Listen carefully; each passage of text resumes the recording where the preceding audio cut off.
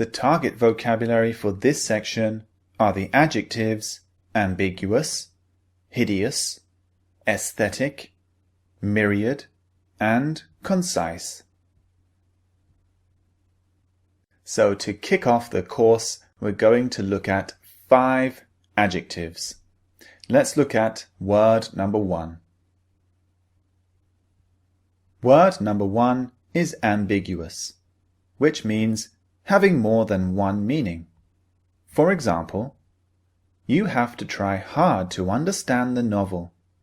Many parts of it are ambiguous, so it can be confusing.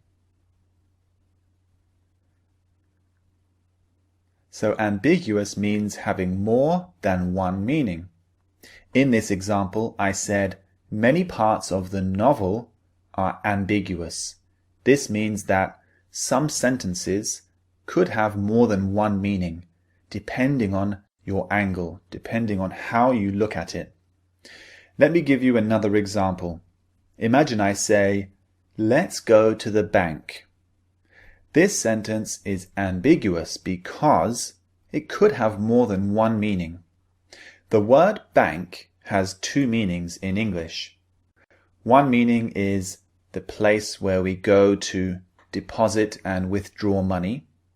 But another meaning of bank is the place beside a river. It's called a riverbank. So we go to the bank to deposit and withdraw money, or we go to the bank to relax beside the river. So the sentence, let's go to the bank, is ambiguous because it has more than one possible meaning. Now let's look at word number 2. Word number 2 is hideous, which means very ugly or bad. For example, look at that hideous new building. What architect designed that? In this example, the person is looking at a very ugly building, and he's saying, "Oh, what a hideous building. Who designed that ugly building?" So hideous is a very strong adjective. You're saying something is very ugly or very bad. Another example would be, imagine my friend is dressed in a suit, but the suit is orange, his tie is blue, and his shoes are white. Now this is a very strange color combination, blue, orange, and white. So I can say to my friend, "Oh my goodness, that is the most hideous color combination I've ever seen." So hideous means very bad or very ugly. It's quite a strong adjective. Let's look at word 3 now. Word number 3 is aesthetic, which means relating to beauty and appearance. For example, people are attracted to the aesthetic appeal of the car rather than its performance. In this example, the person is saying, look, people don't buy this car for its fantastic performance. Maybe it's not very fast or it's not very energy efficient. What they buy it for is its beauty, its appearance. So its aesthetic appeal is why people like it. Another example of aesthetic would be, imagine a woman goes to buy a new handbag, but she doesn't really care about what it looks like. She just wants a handbag to carry things. She doesn't care if it's a designer handbag or if it looks beautiful. She's going to buy a bag for its practical purpose rather than its aesthetic appeal. So she doesn't care about the beauty of it. She only cares about the practicality of it, that it can carry things. She doesn't care what it looks like. So she doesn't care about the aesthetics of the bag. Now let's look at word number 4. Word number 4 is myriad, which means very many.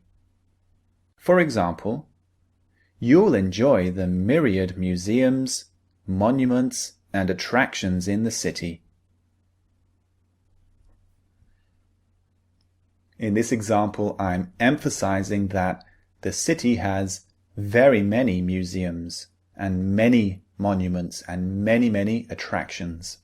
So myriad means very many. You're emphasizing the number. Another example would be, imagine on a clear night, you look up into the sky and you see hundreds of stars. So you can say, wow, look at the myriad stars in the sky. Isn't it beautiful? So myriad, you're emphasizing the large number of something. Now let's look at the last word. Word number 5 is concise, which means giving a lot of information in few words. For example, even though John's presentations are a bit boring, they are concise.